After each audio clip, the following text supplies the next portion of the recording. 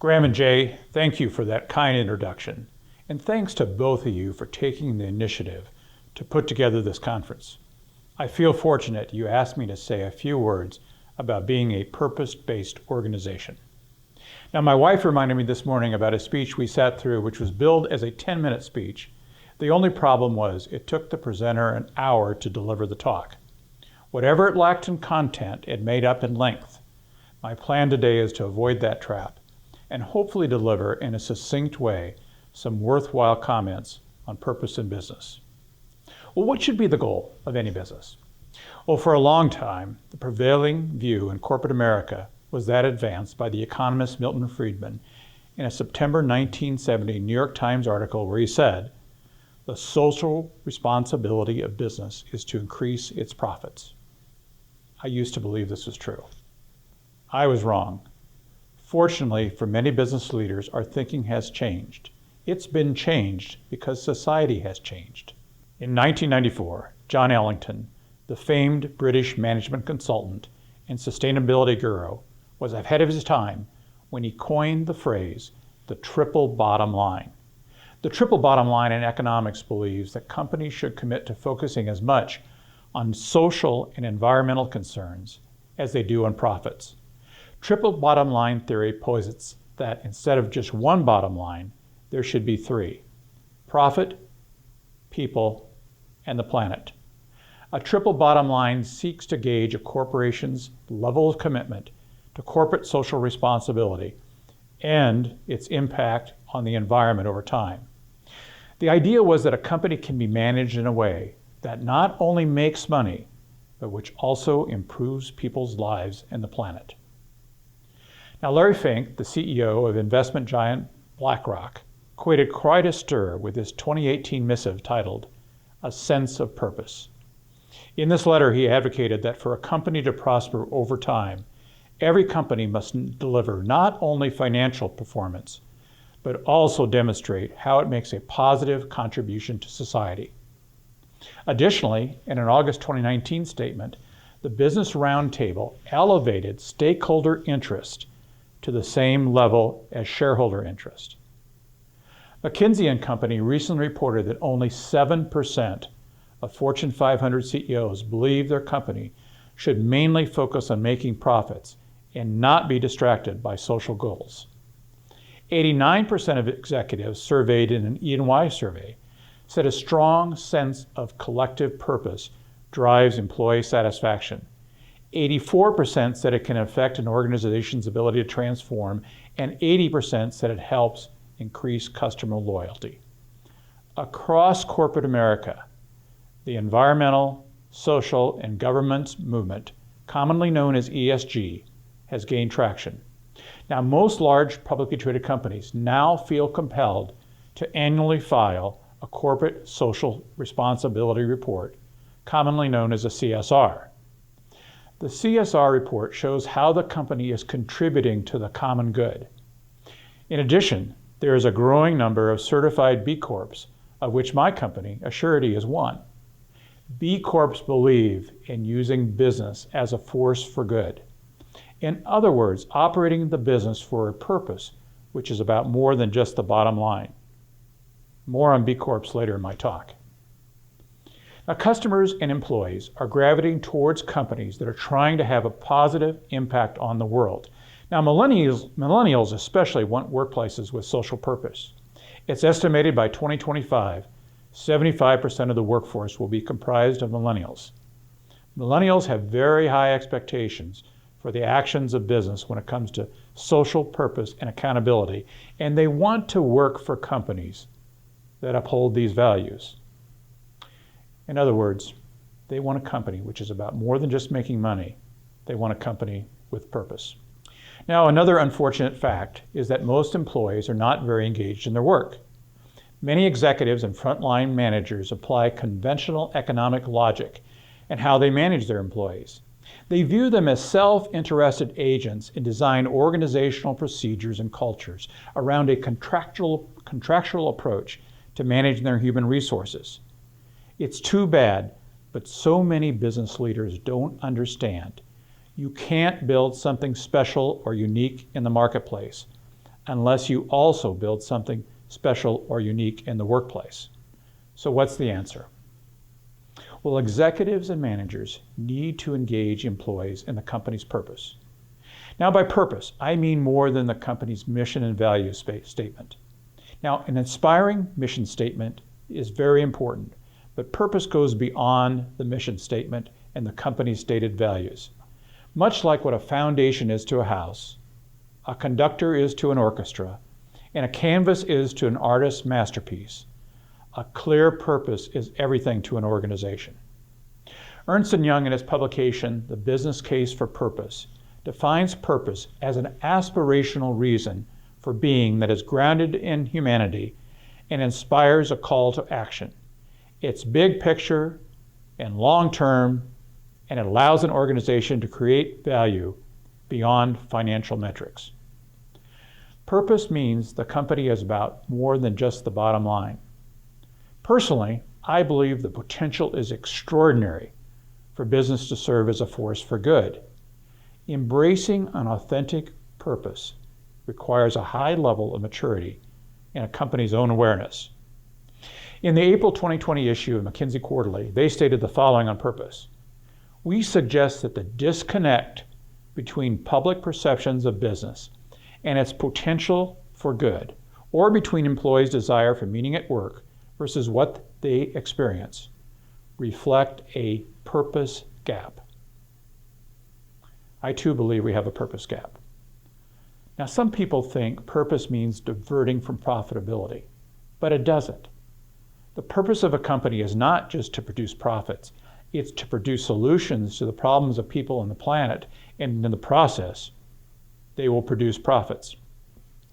Now, I'll be the first to concede this is a difficult balance, but business leaders need to solve simultaneously for the interest of employees, communities, suppliers, the environment, customers, and the company's bottom line. All business leaders need to remember creating financial value within a business and addressing relative societal challenges are not mutually exclusive ideas. Now, a book that had a powerful influence on my thoughts on the importance of purpose was Simon Sinek's book, Start With Why.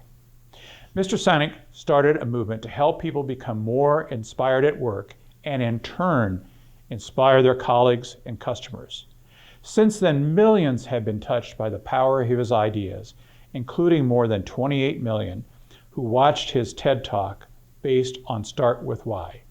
I believe it's the third most popular TED video of all time. Mr. Sinek recognized the reality there are only two ways to influence behavior. You can manipulate it, or you can inspire it by stressing the company's why or its purpose. Mr. Sinek said, inspiring leaders start with why. People don't buy what you do, they buy why you do it, your purpose. Now, this is the reason I like companies who are B Corp certified. B Corp certification is tangible evidence from a third party that the company is about more than just the bottom line. Of course, we need to make money and take care of our customers, but we also need to create a great place to work, be an excellent corporate citizen, and be an exemplar of corporate environmental advocacy and accountability. In early 2016, Assurity became a certified B Corp. To qualify as a B Corp, a firm must have an explicit social or environmental mission and a legally binding fiduciary responsibility to take into account the interests of workers, the community, and the environment, as well as its shareholders. It must also publish independently verified reports on its social and environmental impact alongside its financial results. B corporations are for-profit companies that pledge to achieve social goals as well as financial ones. There are now nearly 4,000 B Corps in 150 industries in 74 countries. Patagonia, New Belgium Brewing, Ben & Jerry's, and Amalgamated Bank are all examples of companies which are B Corps. And in the past 4 years, many states have passed laws allowing companies to incorporate themselves as benefit corporations. At Assurity, we understand and believe and know we need to be profitable. but we also want to build a business that did good in the world. In today's competitive business environment, one might assume that a company that thinks altruistically is doomed to failure. Now, to a total free marketer, a B Corp is just a waste of shareholder money on do-gooding. It's easy to be skeptical of the mushy rhetoric surrounding B Corps. Yet the desire to balance profit and purpose is arguably a return to the model that American companies once followed. Henry Ford declared that instead of boosting dividends, he'd rather use the money to build better cars and pay better wages. And Johnson & Johnson's credo, written in 1943, stated that the company's first responsibility was not to investors, but to doctors, nurses, and patients, to mothers and fathers, and all others who use our product and services. Now, the rise of B Corps is a reminder that the idea that corporations should only be lean, mean, profit-maximizing machines isn't dictated by the inherent nature of capitalism, let alone by human nature. As individuals, we try to make our work not just profitable, but also meaningful. Being a certified B Corp has helped purpose to come alive at a surety. Now, 79% of business leaders surveyed by PwC believe that an organization's purpose is central to business success. Yet, 68% shared that purpose is not used as a guidepost in leadership decision-making within their organization. So how does a business define its purpose? Well, the Rhythm System consulting firm offers the following to help business leaders define their purpose. A purpose does not describe your products, services, or customer segment. It does not establish profitability or other financial objectives. It does not focus on achieving specific long-term business goals. But here's what a purpose does do. It's inspiring, and it makes you feel proud of your company. You can envision this purpose being as valid 100 years from now as it is today. A purpose helps you decide which opportunities and activities to say yes to and which ones to say no to. A purpose is authentic and will be greeted with enthusiasm rather than cynicism by the company's stakeholders. So what does management need to do to make purpose come alive in their company? Well, here's 6 things. First, communication. In a purpose-driven organization, the purpose needs to be continuously discussed. Leaders need to discuss the organization's impact on the lives of its customers, associates, and the greater community. Conversation should happen as part of sales meetings, business reviews, and other employee communications. By discussing the purpose frequently, the message will be constantly reinforced. Frequent and straightforward communication around a company's broader purpose is required, but it's not enough. Creative approaches to communicating a company's purpose is what makes the difference. Storytelling is particularly effective. Stories about how the company is living its purpose is especially powerful. Tell company legends about the company's core values and purpose. Secondly, walk the talk. Executive and managers need to walk the talk. Saying the environment is important, but then not backing a comprehensive recycling program totally sends the wrong message.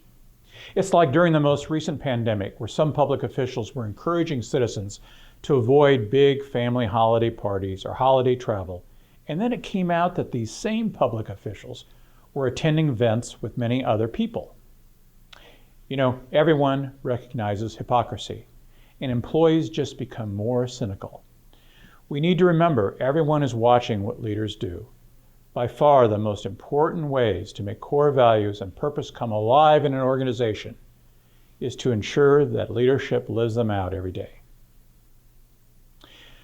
Associates' alignment with the company's purpose. We need to be sure and recruit people who align with the company's purpose, where that purpose resonates with the individual. We need to be sure that each individual associate is able to clearly see how what they do every day contributes to the achievement of the company's purpose. Number 4, be consistent. The purpose of an organization should not change. The tactics may.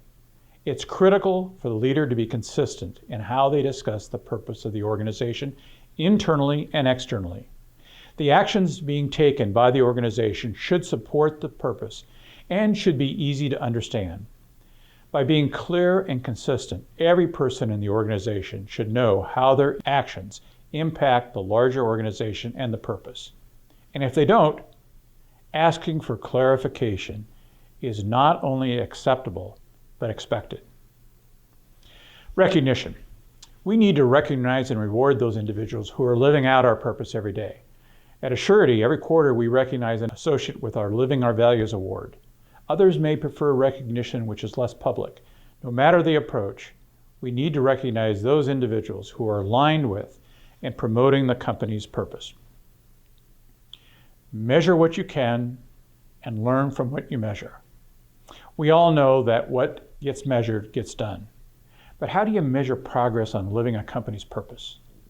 Well, a place to start is think, what data and evidence are critical to understanding your organization's total social, environmental, and financial impact, and what metrics does your performance management systems take into account? Seventh Generation, a maker of cleaning and personal care products, recently built sustainability targets into the incentive system for its entire workforce in service of its goal of being a zero-waste company by 2025. Ultimately, a shared purpose should create corporate clarity in what is really important. Now, to highlight how at Assurity we try to live our purpose, I want to describe one of our aspirational values. I'm labeling it aspirational because we still have a ways to go in making this value part of our corporate DNA. This value is generosity. Here's how it reads. Generosity, willingness to share time, talents, and resources. Now, if you took a poll of the most commonly stated corporate values, you'd be hard-pressed to come up with a list which didn't include values like integrity, excellence, communication, respect. I think you'd be equally hard-pressed to find many companies claiming generosity as a core value. Generosity is often an afterthought, a nice-to-have quality but not an essential value. Mostly when people think of generosity, they think of financial contributions to various charities. And in this regard, at Assurity, we're generous to a whole host of not-for-profit entities. But this value means way more than providing financial support. It's also about how our associates donate their time to help others. Our associates volunteer and assist many industry-related organizations like the National Association of Insurance and Financial Advisors and the American Council of Life Insurance. But in addition to these industry groups, we have volunteers who work with so many not-for-profit organizations like United Way, American Heart Association, American Cancer Society, Junior Achievement, Meals on Wheels, the Capital Humane Society, Adopt a Trail, Friendship Home, Child Advocacy Center, Cedars, Bloodmobile, Red Cross, and Teammates, just to name a few. Last year, we initiated a formal volunteer program, which allows any full-time associate to take 8 paid off hours from work each year to assist their favorite charity.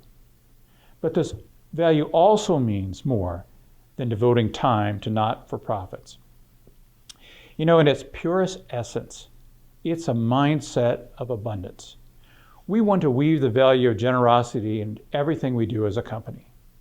We encourage our associates to be generous with kindness, encouragement, and recognition. When we give recognition to others or share a thoughtful word, it costs us nothing, and the return on this investment of generosity is significant. We want Assurity associates to be generous in helping each other grow and develop as people and professionals. We encourage our associates to share credit easily. People love to be told they're doing a great job. We want to recognize our colleagues for a job well done and extraordinary effort. It doesn't cost anything, and it means so much. We encourage mentorship. We want our associates to be generous with their time and their expertise and contribute to the collective learning available to those around them. We don't want all of our collective brilliance gathered over the years to go to waste. Professional highs and lows are equally valuable to those just starting out in the workplace. Conceding mistakes, highlighting proud moments, giving feedback, and offering guidance. We also encourage an attitude of collective responsibility for failure, but yet assign individual praise for success. Dallas Mavericks owner Mark Cuban once made a comment about a star player's missed game-tying free throw shot. Cuban said, "He made the first shot and we missed the second." Cuban's comment was distinctively subtle, but inherently generous. He gave his players credit for making the first shot without assigning blame for missing the second one. A simple we instead of a he reminded everyone that basketball is a team sport. I believe success in business is also a team sport. Very little can anyone accomplish on their own, but by all of us coming together, we can accomplish a great deal.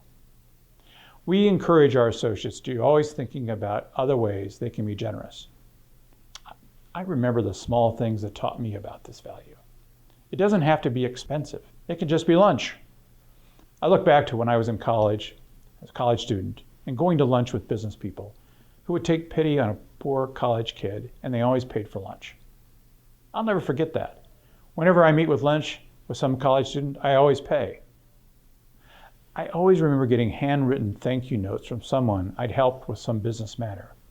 Their overly kind words spurred me to be more generous. Ironically, in my own life, I discovered the more generous I became, the more success I found. For our leadership group, we emphasize becoming generous will be important for career success. Generosity is one of those core qualities people look for in their leaders. And it's not just generosity with money. In fact, research shows other things are more important to people in terms of what they hope for from their leaders.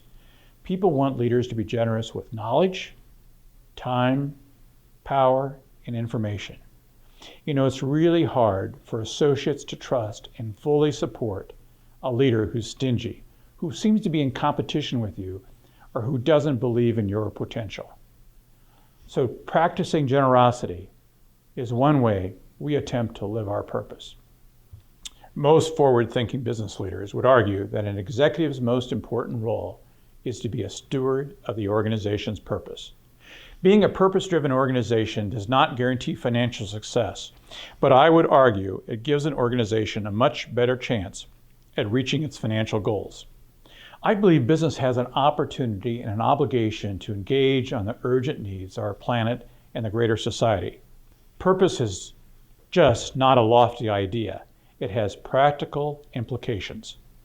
Purpose puts a premium on leadership. Move too fast, and you'll be criticized for swinging too far. Move too slowly, and you will be viewed as a corporate ostrich. But adopting a business-as-usual mentality is probably the most dangerous. Another danger is if you claim to be delivering on purpose but are ultimately viewed as inauthentic. You'll lose credibility in front of your associates and society alike. For example, will you stick to your purpose during economic turbulence, or only when times are good? To be authentic, you must be unrelenting in evaluating and stimulating debate about uncomfortable truths and tensions you may be tempted to sweep under the rug. You also need your own genuine way of talking about the symbiotic relationship between corporate purpose and corporate performance. Now, at Assurity, I feel we cannot call ourselves successful unless we're also contributing to the greater good and helping society address some of its most difficult problems. Business leaders need to remember, in pushing their companies to define and live its purpose consistently, they will be challenging the status quo in ways that may be unsettling for their people and even themselves. Championing such change requires leading with empathy, which according to McKinsey research means developing a broad future vision that extends beyond the problem at hand, inspiring and building trust with others by finding common ground and leading by example. A company's purpose is bigger than its product, service, technology, charismatic leader, or team. It's the idea of who you are as a company and why you exist beyond bottom line profitability. It's a great journey becoming a purpose-based organization. a journey which I believe more and more companies will embark on in the years ahead. This reflects the growing understanding among business leaders everywhere for their need to revise their social contract with society. Corporate leaders today have the challenge of envisioning how to renew the corporate society contract in the 21st century, such that firms contribute in distinct, relevant ways to societal well-being, to use business as a force for good. Thank you for the opportunity to speak with you this morning.